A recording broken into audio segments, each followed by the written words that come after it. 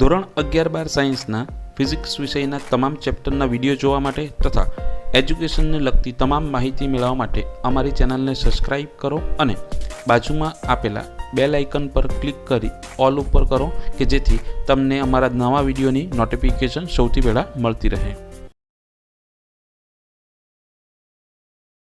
વિદ્યાર્થી મિત્રો, લાસ્ટ વિડીયોમાં આપણે ચેપ્ટર 1 to 8ના આઈએમપી જોઈ ગયા હતા.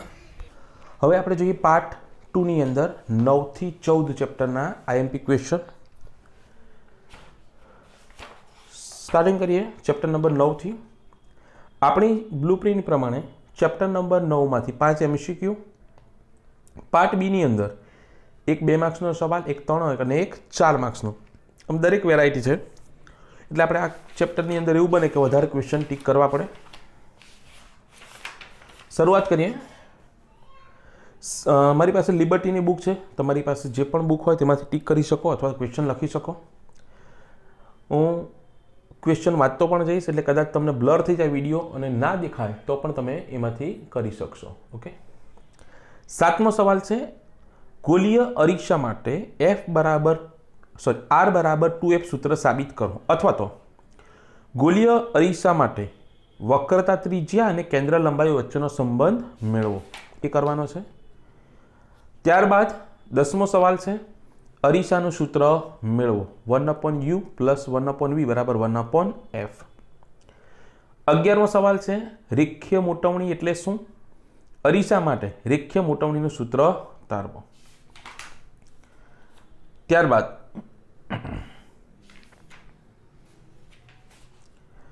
19મો સવાલ, પૂર્ણ આંતરિક પરાવર્તન સમજાવી ક્રાંતિકોણનું સૂત્ર તારવો. 22મો સવાલ, ઓપ્ટિકલ ફાઇબરનો સિદ્ધાંત, રચના, કાર્ય અને ઉપયોગ જણાવો.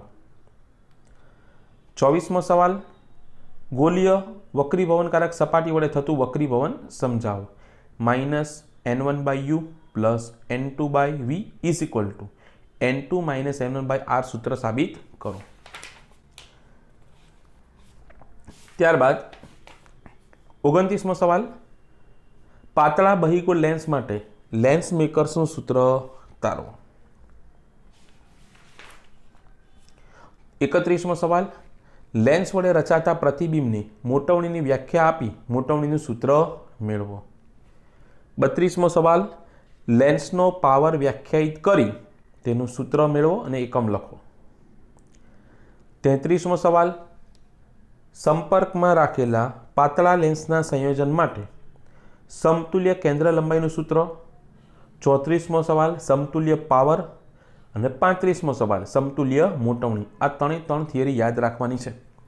એઝ અ થિયરી પૂછાઈ શકે, દાખલો પણ આવી શકે, અથવા તેમાંથી MCQ પણ આવી શકે. 36મો સવાલ, સમબાજુ પ્રિઝમ માટે વડે થતું વક્રીભવન સમજાવો અથવા તો પ્રિઝમનું સૂત્ર તારવો. 37મો સવાલ, પ્રિઝમ માટે વિચલન કોણ વિરુદ્ધ આપાત કોણ વચ્ચેનો આલેખ દોરો અને પ્રિઝમના દ્રવ્યના વક્રીભવનાંકનું સૂત્ર મેળવો. ત્યાર પછી 38મો સવાલ છે, પાતળા પ્રિઝમ માટેનું એક સૂત્ર આપેલું છે, dm = a n21 - 1. A MCQ માટે આ સૂત્ર યાદ રાખવાનો છે. તમને MCQમાં મેન્શન નહીં કરેલું હશે કે પાતળો પ્રિઝમ છે, પણ જો પ્રિઝમનો પ્રિઝમ કોણ 1 થી 10 ડિગ્રી આપે, 1 ડિગ્રીથી લઈને 10 ડિગ્રી વચ્ચે એની કિંમત પ્રિઝમ કોણ, તો તમારે એને પાતળો પ્રિઝમ લઈ લેવાનો અને આ સૂત્ર પરથી ડાયરેક્ટ તમે વિચલન કોણ શોધી શકો. નેક્સ્ટ 41મો સવાલ, સાદું માઇક્રોસ્કોપ તેના વડે રચાતું પ્રતિબિંબ નજીક બિંદુ પાસે હોય ત્યારે પ્રતિબિંબની રેખીય મોટવણીનું સૂત્ર મેળવો. 42મો સવાલ, સાદું માઇક્રોસ્કોપ પણ પ્રતિબિંબ અનંત અંતરે રચાતું હોય ત્યારે કોણીય મોટવણીનું સૂત્ર મેળવો. અહીંયા રેખીય મોટવણી ને અહીંયા કોણીય મોટવણી. 43મો સવાલ, સંયુક્ત માઇક્રોસ્કોપની રચના, આકૃતિ સહિત સમજાવી મોટવણીનું સૂત્ર મેળવો.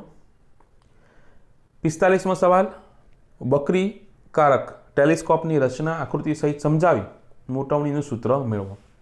સંયુક્ત માઇક્રોસ્કોપ પછી ટેલિસ્કોપ. ચાલો, દાખલાની અંદર, ઉદાહરણની અંદર પહેલો જે દાખલો છે તે MCQ તરીકે પૂછાય છે કે અરીસાની અડધી સપાટીને ઢાંકી દેવામાં આવે તો શું થાય. તેમાં એવું હતું કે ભાઈ પ્રતિબિંબની તીવ્રતા અડધી થાય, બીજો કોઈ ફરક પડતો નથી. તે MCQ એમાંથી આવે છે, એનો કોન્સેપ્ટ યાદ રાખવાનો છે. ત્રીજો દાખલો, તેમાં 2 આપેલા છે કે અંતર 10 હોય અને 5 હોય, તેમાંથી કોઈ પણ એક માટે પૂછી શકેલી. ત્રીજો દાખલો કરવાનો છે. 5મો દાખલો ઉદાહરણનો. 6થો દાખલો MCQ માટે કરવાનો છે કે જ્યારે લેન્સનો વક્રી ભવનાંક અને જે પ્રવાહીમાં તેને ડૂબાડવામાં આવે તેનો વક્રી ભવનાંક સમાન હોય તે લેન્સ અદૃશ્ય થાય છે. 7મો દાખલો કરવાનો છે. સ્વાધ્યાયમાં પહેલો, બીજો, ત્રીજો, ત્યાર પછી 5મો, 6થો, 7મો, 5, 6, 7, 9, 10મો દાખલો MCQ તરીકે કરવાનો છે. 11મો કરવાનો છે. 12મો કરવાનો છે. 13મો MCQ માટે કરવાનો છે 1 માર્ક્સમાં. 16મો દાખલો કરવાનો છે.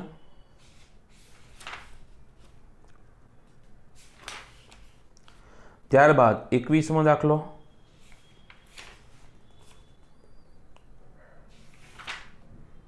અને 27મો દાખલો. ટોટલ 30 દાખલા છે, 27મો પણ કરવાનો છે. ઓકે, ટોટલ 31 દાખલા છે, તો 27મો પણ તમારે કરવાનો છે. આ થઈ ગયું આપણું 9મું ચેપ્ટર. ત્યારબાદ જોઈએ 10મું ચેપ્ટર.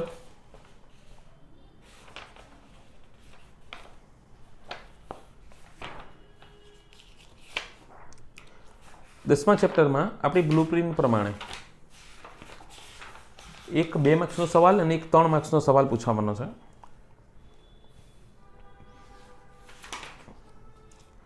આઠમો સવાલ, હાઇગેન્સના સિદ્ધાંતની મદદથી પાતળા માધ્યમમાંથી ઘટ્ટ માધ્યમમાં થતું પ્રકાશનું વક્રીભવન સમજાવો. એ કરવાનો છે. ત્યારબાદ 11મો સવાલ, હાઇગેન્સના સિદ્ધાંતની મદદથી સમતલ તરંગનું પરાવર્તન સમજાવો.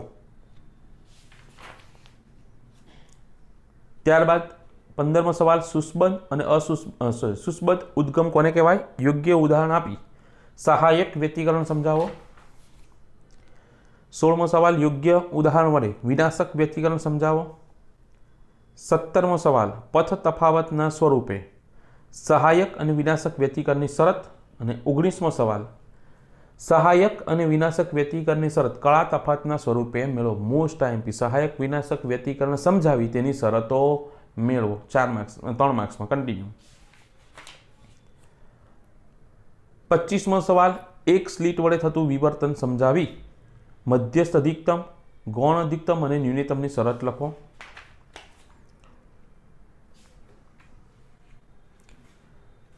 ત્યાર પછી વ્યતિકરણ અને વિવર્તનનો તફાવત જોઈ જવાનો છે એકવાર. ત્યારબાદ 30મો સવાલ, 2 પોલોરાઇડમાંથી નિર્ગમન પામતા પ્રકાશની તીવ્રતામાં થતા ફેરફાર સમજાવો અને તે પરથી માલસનો નિયમ મેળવો. ઉદાહરણનો બીજો દાખલો કરવાનો છે. 2 જ ઉદાહરણ છે, તેમાં પહેલો નથી કરવાનો, બીજો કરવાનો છે. સ્વાધ્યાયમાં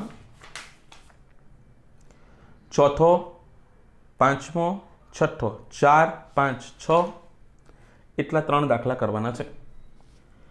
ત્યાર પછી જોઈએ 11મું ચેપ્ટર.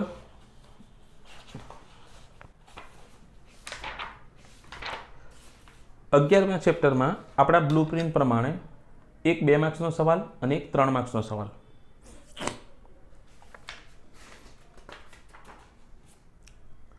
છઠ્ઠો સવાલ કરવાનો છે, ઇલેક્ટ્રોનનું ઉત્સર્જન એટલે શું? તેના પ્રકાર સમજાવો. 2023માં બોર્ડની એક્ઝામમાં માર્ચ અથવા જુલાઈ બેમાંથી એકમાં પૂછાયેલો છે. 8મો સવાલ, ફોટોઇલેક્ટ્રિક અસર માટે હોલવાસ અને લિનાર્ડના અવલોકનો સમજાવો. 10મો સવાલ, ફોટોઇલેક્ટ્રિક અસરનો પ્રાયોગિક અભ્યાસ માટે ગોઠવણી સમજાવો.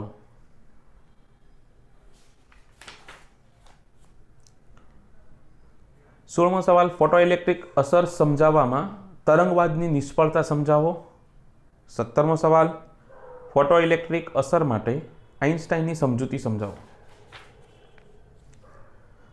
19મો સવાલ, પ્રકાશનું કણ સ્વરૂપ અથવા તો ફોટોનની લાક્ષણિકતા સમજાવો.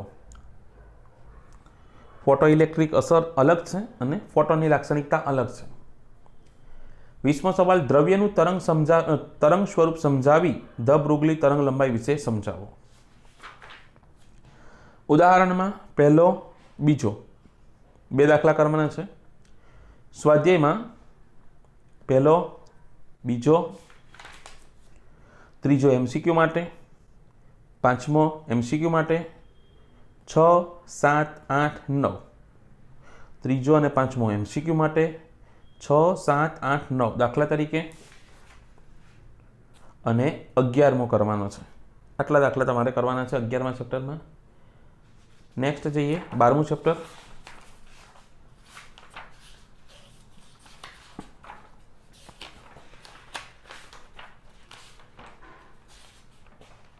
બારમા ચેપ્ટરમાં આપણી બ્લુપ્રિન્ટ પ્રમાણે 2 માર્ક્સનો એક સવાલ અને 3 માર્ક્સનો એક સવાલ છે.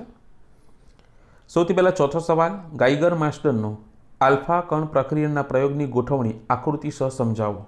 એ કરવાનો છે.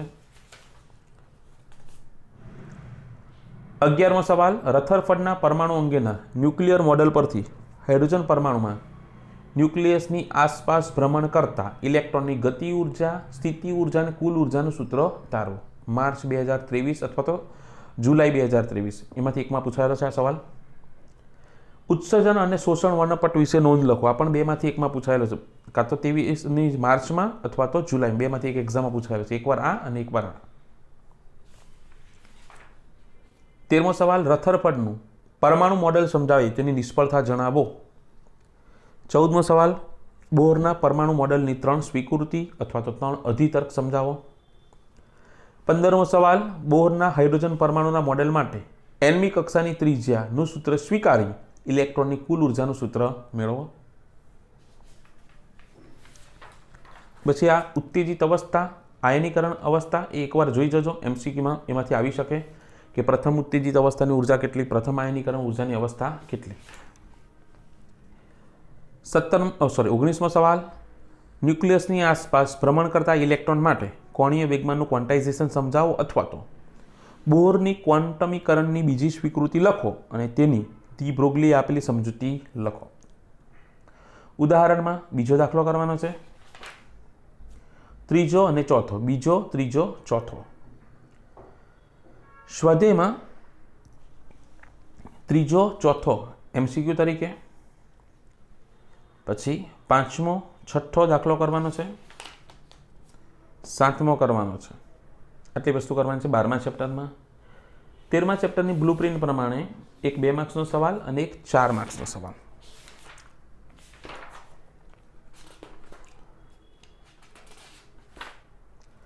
ચલો એમાં તમારે શું કરવાનું છે તે જોઈએ.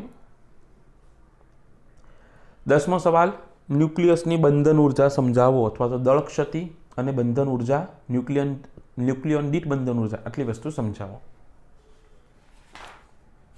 13મો સવાલ, ન્યુક્લિયર બળ વિશે નોંધ લખો.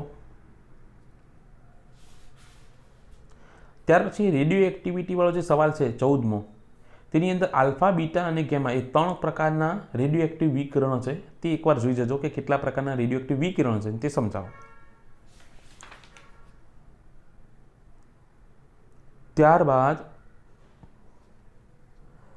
આ જે 18મો સવાલ છે, સૂર્યમાં ચાલતી તાપ ન્યુક્લિયર સંલયન પ્રક્રિયા, તેની આ 4 જે પ્રક્રિયા ખરી તે પૂછાઈ છે બોર્ડની એક્ઝામ 2023માં માર્ચ અથવા તો જુલાઈમાં. 18મો સવાલ કે સૂર્યમાં ચાલતી તાપ ન્યુક્લિયર સંલયન પ્રક્રિયાની 4 આ પ્રક્રિયા લખવાની હતી તે જોઈ લેવી એકવાર. ઉદાહરણનો પહેલો દાખલો કરવાનો છે, બીજો MCQ તરીકે કરવાનો છે, ત્રીજો કરવાનો છે. આટલી વસ્તુ થઈ ગઈ. સ્વાધ્યાયનો પહેલો, બીજો, ત્રીજો, ચોથો, 1 થી 4, છઠ્ઠો, 7મો, 8મો, 6, 7, 8 આટલી વસ્તુ કરવાની છે 13મા ચેપ્ટરમાં. નેક્સ્ટ જોઈએ 14મું.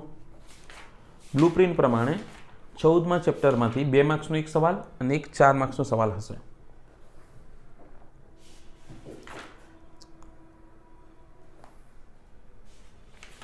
સૌથી પહેલા 12મો સવાલ કે શુદ્ધ અર્ધવાહકમાં હોલની સંકલ્પના સમજાવો. એ કરવાનો છે. પી પ્રકારનો અર્ધવાહક 17મો સવાલ. 18મો સવાલ પણ જોઈ લેવો. પી અને એન પ્રકારના અર્ધવાહક બેન્ડ અવાજના આધારે સમજાવો, બેન્ડ ડાયાગ્રામ દ્વારા સમજાવો. 16મો સવાલ પણ જોઈ જાઓ. એન પ્રકારનો અર્ધવાહક, 17મો પી પ્રકારનો અર્ધવાહક. એ સ્ફટિકની રીતે આપેલા છે, સ્ફટિક બંધારણ દ્વારા. અને 18મો સવાલ બેન્ડ ડાયાગ્રામ દ્વારા છે, તે કરવો. 20મો સવાલ પી અને એન પ્રકારના અર્ધવાહક વચ્ચેનો તફાવત, મોસ્ટ આઈએમપી. 24મો સવાલ પીએન જંક્શન ફોરવર્ડ બાયસ. 25મો સવાલ પીએન જંક્શન રિવર્સ બાયસ. એ બંને કરવાના છે. હવે ફોરવર્ડ બાયસ અને રિવર્સ બાયસ પૂછાય તો આ, અને ફોરવર્ડ બાયસ અને રિવર્સ બાયસની લાક્ષણિકતા પૂછાય તો તમારે આઈ વર્સિસ વીના ગ્રાફ દ્વારા સમજાવવાનો છે. એટલે સવાલ વ્યવસ્થિત સમજો. ફોરવર્ડ અને રિવર્સ કીધું તો આ બે, અને લાક્ષણિકતા કીધું હોય ફોરવર્ડ બાયસની તો 27મો સવાલ, અને રિવર્સ બાયસ લાક્ષણિકતા કીધું હોય તો 28મો સવાલ. ટૂંકમાં લાક્ષણિકતામાં આઈ વર્સિસ વીનો ગ્રાફ દ્વારા સમજાવવાનો. લાક્ષણિકતા ના કીધી હોય તો તમારે આ જે પોટેન્શિયલ બેરિયર, ડિપ્લેશન સ્તર છે એના દ્વારા સમજાવવાનો છે. ત્યાર પછી 31મો સવાલ અર્ધ તરંગ રેક્ટિફાયર, અને 32મો સવાલ પૂર્ણ તરંગ રેક્ટિફાયર સમજાવો. એ કરવાના છે. ઉદાહરણમાં બીજો દાખલો કરવાનો છે. સ્વાધ્યાયમાં હવે કોઈ ચેપ્ટરમાં એમસીક્યુ મોટાભાગે નથી, પણ આ ચેપ્ટરની અંદર એમસીક્યુ આપેલા છે પહેલા 5. એટલે પહેલા 5 જે દાખલા ખરા એઝ એ એમસીક્યુ આવી શકે, અને છઠ્ઠો દાખલો પણ એમસીક્યુ તરીકે આવી શકે. કે અર્ધ તરંગ રેક્ટિફાયરમાં ઇનપુટ આવૃત્તિ કરતાં આઉટપુટની આવૃત્તિ બમણી હોય, જ્યારે પૂર્ણ તરંગ રેક્ટિફાયરમાં ઇનપુટ અને આઉટપુટની આવૃત્તિ કેવી હોય છે? સમાન હોય છે. એટલે 1 થી 6 એ 6 એઝ એ એમસીક્યુ તમારે કરવાના છે, કેમ કે આ ચેપ્ટરમાંથી 5 એમસીક્યુ પૂછવાના છે. આની સાથે આપણે 1 થી 14 ચેપ્ટર કમ્પ્લીટ કરીએ છીએ. બીજા સબ્જેક્ટના આઈએમપીની રિક્વેસ્ટ છે, મારી પાસે વ્યવસ્થિત આઈએમપી હશે તો એનો પણ વિડીયો બનાવીશ. ઓકે.